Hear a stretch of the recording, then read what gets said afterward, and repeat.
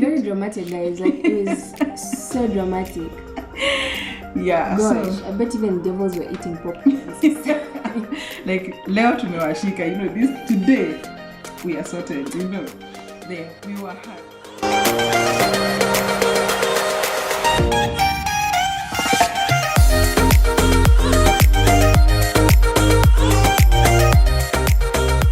Everyone, we are happy to have you back again this week with a special edition. A story, most interesting story in our lives. And as you are starting this, what is the moral Something of the that story? even if an angel said, they'll be like, no, Gabriel, I can't No, tell don't. them. Not me today. Somebody else. Yes, let's Hey, go Sarah, ahead. you wanna tell them? That's the kind of story. Like the most, not even interesting, it's like the most ridiculous story of our lives. Yeah. Yeah, it was so interesting. We never even told anyone in our family. Like Yeah. we never told By the anyone. way, like, they don't know. They literally have no clue. The only person that knows is the friend that saved us out of Yeah. the situation. Others, and the people that were around that particular Which time. people? There was no people. No, like the next day, I met some friends and told them, Oh. like Pastor Moses. Oh, even me. That's it. No, even my friends, they don't know. Yeah. So unless you were in the situation and I was trying to explain to you, yesterday this is what happened, that's why I couldn't come. But nobody else knows. Like I had to explain my situation. So, like for example, there's a pastor that was supposed to pick me this day and then he couldn't come because of the situation. Yeah. So we're going to share with you a very, very interesting story. The moral of the story, I don't know, but as we continue, we will find out the moral of the story because it was a story in stages. Basically, what we want to say is that God does not waste experiences. To be honest, this experience, It was useless. I know, like all of these bad things you go through and you're like, why God, really? And it wasn't. It was, as much as I say it was useless. It wasn't it was not that it was not predestined, because we saw it in a dream. So it wasn't that it was not supposed to happen. It was to happen, but when it did, we were like, so really. And then there are some experiences we go through. Like I think last time we gave an experience, you were like, we lost jobs, we did, maybe you did something, then it was a consequence of. Yeah. This one we did nothing. Yeah. Like nothing. There's nothing we And it was did. very dramatic, guys. Like it was so dramatic.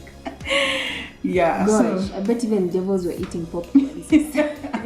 like leo tumewashika, this today we are sorted, there we were harassed. So this is what happened. This is the story. Do you want to start or I start? No, you don't think- want the dream.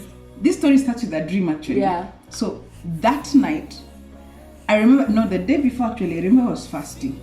So, we were staying in an estate called Miga in Nairobi for a short while in a furnished apartment.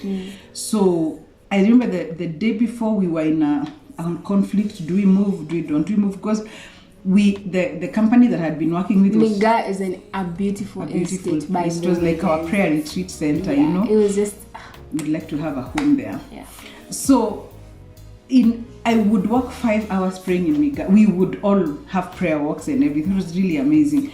So that day we were in a conflict because we really wanted to stay there. But when we got there, the company that had brought me to Nairobi is one that had been paying the house. And they had pulled off. It wasn't, I wasn't working, it was a business. The business was paying. So the business had pulled off and like I was on my own. So I'm like, we can't pay the house. Do we move? Don't we move? All that. And I was praying for direction and I fasted for quite a while. And that day I actually made a mark on one of the trees to remember as an altar that same day. Kumbe fire was coming. Let me actually remind you the day. Do you remember that day there was a huge wind in Nairobi that... Yeah, there's this immense wind that came and like forget almost everything. Yeah. That is the day. The Holy Spirit told me, wake up now. And then I woke up and then I saw these guys harvesting avocado trees.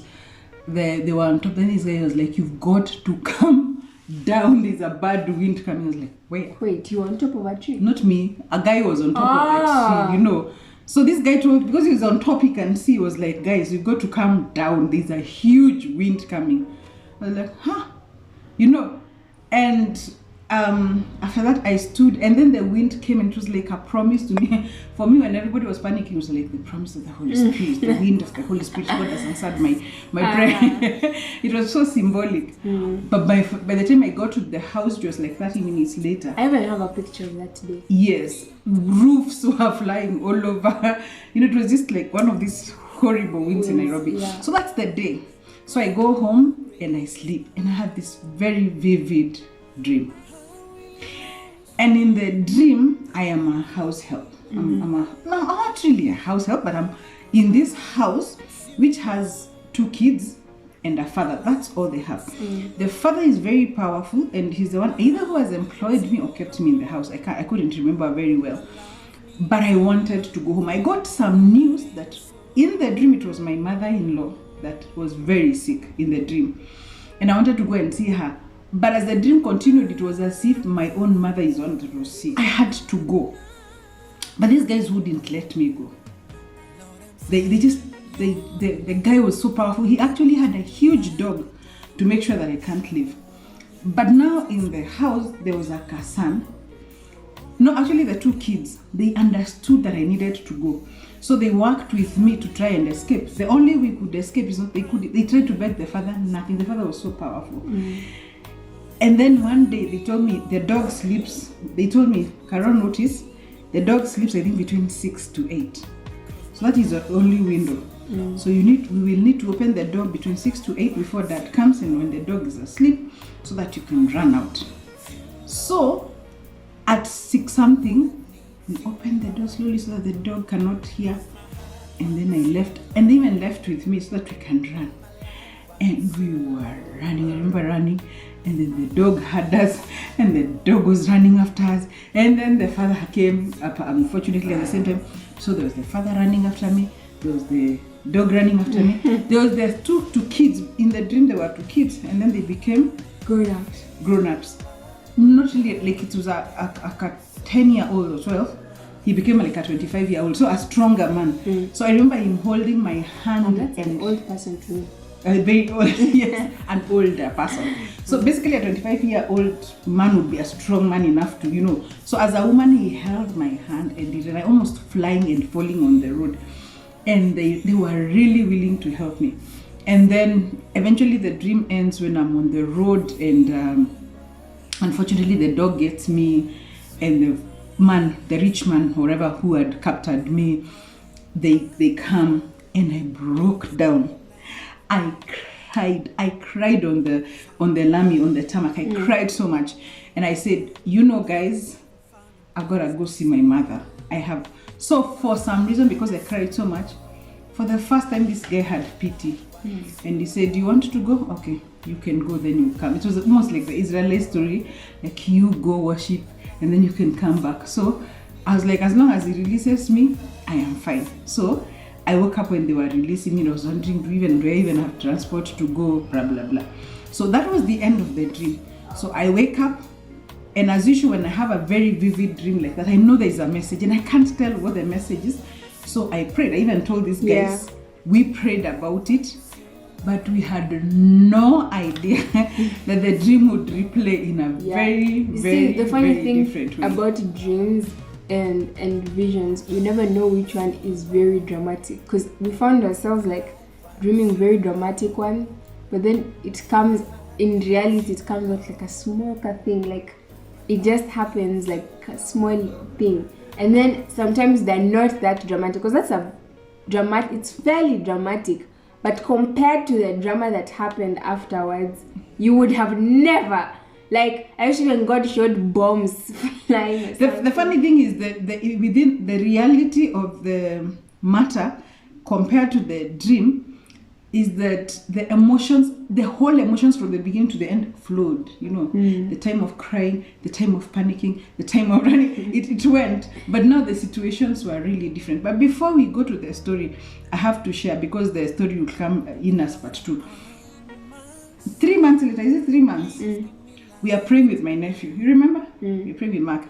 And Me, you, and Mark. Was Melody there? No, she was in There was school. only me and my Me and my Mark. nephew, my cousin. Yeah, Mark, my cousin. No, your cousin, my nephew, my nephew.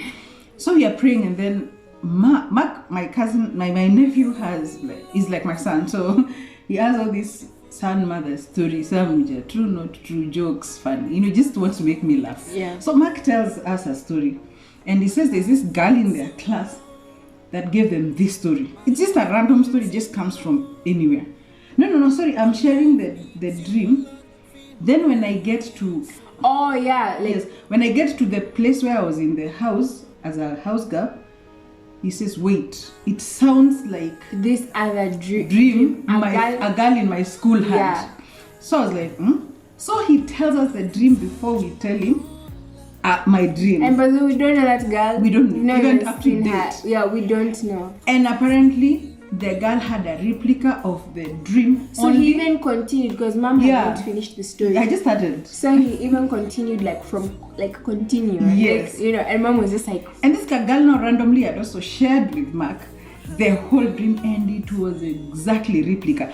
Only that the girl in the girl's dream was me. Was now me being a girl, a house girl in somebody's. Remember in the dream I wasn't an older person, I was a young person. Yeah. So the interest we up to now we've never really figured out how that happened. Yeah, like what are the chances? Why? Okay, if the other girl got like a revelation about our lives, she tells us, I see your mom's future having something. Yes, we would understand.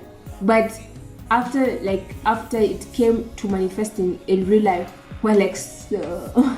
Exactly, and I think that's what Kaylin says. I think the fact that it was almost a useless experience, not useless, like painful, useless experience, it was predestined. It was God had already seen it's going to happen. It wasn't an accident at all. And most importantly, we think it is useless, but we will come to learn that there was a purpose to it. So that is part one of our dream story. Then we get to part two now, the actual drama. The drama.